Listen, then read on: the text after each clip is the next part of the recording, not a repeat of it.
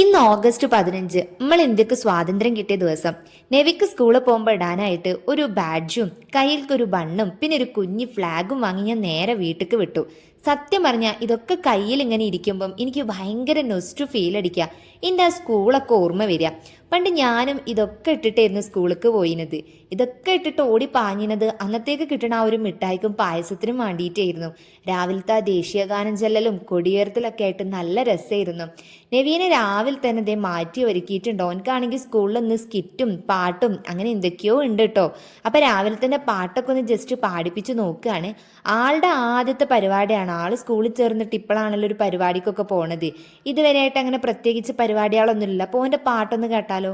August 15-ാം തീയതി പാതരമൊക്കെ നമ്മൾക്കിന്ന് അതിമതി നിലവല്ലോ. Subscribe ചെയ്യണേ.